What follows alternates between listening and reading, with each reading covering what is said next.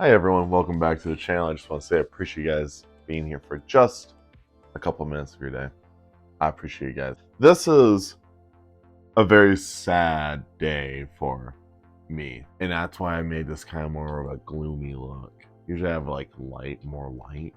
I want to do a half shade because I am officially caught up with Berserk. I'm even wearing my Berserk shirt, and I am so sad. I am finally caught up. I finally finished the last arc that is currently out for Berserk, and I am so sad because how it ends, it ends on a cliffhanger, and I'm like, oh my gosh, it's so good. My reading experience with Berserk has been amazing. Like Berserk is easily one of the best manga I've ever read in my entire life. I don't care what anyone says. It's up there. It's really good. We're gonna talk about Millennium Falcon arc. I want to do a video just dedicated on Berserk later. I don't know when, but I might do it next month. We'll see. Anyways, that doesn't matter right now. Anyways, this is the Millennium Falcon arc. Usually I do likes and dislikes, but the dislikes is only one, and it doesn't really matter because it just worked out for me anyways. And that was just, the dislike was just like the pacing. The beginning of the story felt kind of slow. Well, not the beginning, but like middle part. I was like, all right, come on. It didn't matter. So that was like the only thing, my only complaint, because I really enjoyed it. So I guess like to people who don't like slower paced things in general, I guess that's gonna be your biggest like problem. But for me, I think it was fine. Slow pace doesn't bother me as long as it's like getting to a good payoff, which this one was doing, and I was very satisfied. Yeah, boy. So the things I like in here is just, I liked everything in here. I think, so with Berserk in general, I think the Eclipse arc is the best arc of all of Berserk. The Conviction arc was fine. It was a nice it had some of the spice, it had some spice. But Millennium Falcon arc had the sauce. You know what I'm seeing when I'm saying the sauce? It had the sauce. And that's what I really like. All the characters you met in the Conviction arc go back into the Millennium Falcon arc, but Guts starts out alone with Casca, and he goes back to the home that he with Reinhardt, I think that's how you pronounce his name, where Guts was saved in the Eclipse arc, where he got a sword made, so on and so forth. And when he goes back there with Casca, and this is like right after the Conviction arc, you meet Griffith. No way! Which just blew my mind. I actually thought it was like a dream. I was like, there's no way Griffith's just showing up. And he did. It was just him. And Guts, of course, was going to try and fight Griffith, which I had a lot of respect for. But then Zod was there, so Guts and Zod were fighting for a couple moments, and then Griffith just dipped out. So that was interesting. And I really like that. By the way, I'm going to do spoilers, because I'm going to spoil the hell out of this. Whatever. With the rest of it, though, like, after that, Guts is like, all right, we're going to leave. He wants to find a way to help Casca. But everyone kept pressuring Guts, because Guts just wanted to leave Casca again. Of course, he got kind of pressured into bringing Casca with him. And through that journey that it was just him and Casca, I was wondering how that was going to work, how that was going to develop. Because obviously Guts still has his feelings for Casca, but Casca is like an innocent child, essentially. So when I was reading that, I'm like, I wonder if Casca's going to like remember. But yeah, that doesn't ever actually happen, sadly. It actually gets worse because Guts like has like this like demon inside of him. It's like a dog. It's like a wolf, I think. It's like in his mind messing with him the whole time. He almost tries to kill Casca, and for the rest of the time she's just terrified. And eventually, this is where things are so interesting, because like the people that he left behind to save Casca in the Conviction arc, they all come back into his life in this, and their character development is so good. So Isidore, I think that's how you pronounce his name. He's the little boy that was in the Conviction arc. He's back. He's just the same. I mean, he doesn't really have too much character development. He's more of comic relief, which I think is fine. You kind of need that in such a dark story, and I like that with him a lot. And I think that's perfectly fine. Like I said, he does a lot of cool things because he wants to be a warrior. He wants to do all these things. So those moments you have in this where he does get to do these little heroic things, it's really well done, and I really enjoy it. And then you get to meet a character who actually grew into be one of my favorites. So Guts is easily my favorite character, because Guts is, it's clear, Guts is like the main character, obviously, and it's vocal point of Guts. But besides Guts, my favorite character in this is Farah Nessie. Now, a lot of people pronounce her name differently, but every time I kept reading it, I just read it as Farah Nessie. Because when you meet her in the fiction arc, she is like by the book, and she uses religion for like everything because that's just what she was raised. And you kind of learn about her origin story, and you realize you're like, damn, this is kind of messed up with like everything that's going on.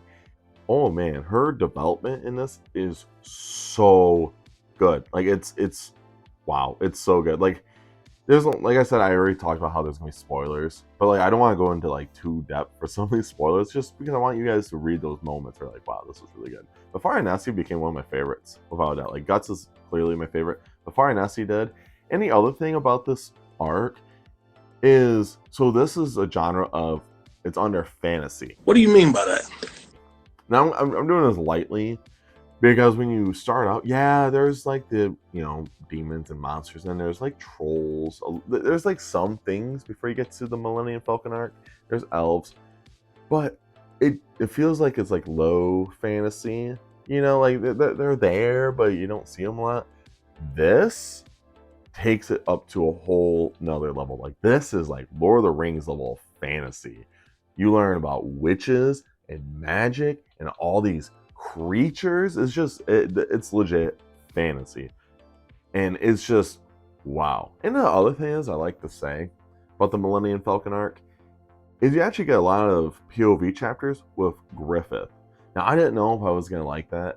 Every time I was reading it, I'm like, I hate you. That's all I kept thinking. I'm like, I do not like this man. Which is the truth. I don't like Griffith. I still don't. Liar! But you read it, and it's just so interesting seeing what he is doing to the outside world, where you don't see what Guts and his gang is doing anymore, but you're seeing what Griffith is doing, and he's doing some insane things. I didn't expect, because my whole thought process is, I was trying to figure out how Guts was going to meet Griffith, and I thought the next time you would see Griffith, Guts was actually going to fight him. And that was it. Like, I didn't think you were going to see any more of Griffith until Guts, like, showed up. Kind of like one of those things where, like, when you fight, like, the final boss, and they barely are there, and then you finally get to see them at the end, and that's when the hero fights. That's what I thought was going to happen with Griffith, but no. Millennium Falcon arc, arguably, I think most of the chapters, the ones that don't include Guts and his gang, I would say about 40% of those chapters are with Griffith, and I just liked it. It was really fun. It was just a lot different than I expected. You got to learn a lot about what's actually going on in this world. Like the things that Griffith is doing, like his dream is to have one kingdom, essentially. He wants to be the ruler. And that's what he's doing in this. Like he is slowly conquering and manipulating people to make him look like he is like the chosen one, the Messiah. Sorry, I watched the Dune movie and I'm all messed up with the Messiah stuff. When I think of that's what it looks like. Like he looks like he is like the savior for everyone. He's the one that kind of started all this, which is just so fascinating. I really enjoyed the whole element while reading this. And I was just like, wow. It has the sauce. It's a lot of sauce. It's like when you're pouring that tomato sauce in your spaghetti. Yeah, that's a lot of sauce. It gets real saucy. But like I said, I want to get back into the fantasy aspect of Berserk. Like I said, you meet witches, which is actually really cool. I didn't expect that at all. And you meet this little girl, but you meet her super early on. And she is the one that really shows you like the world of magic.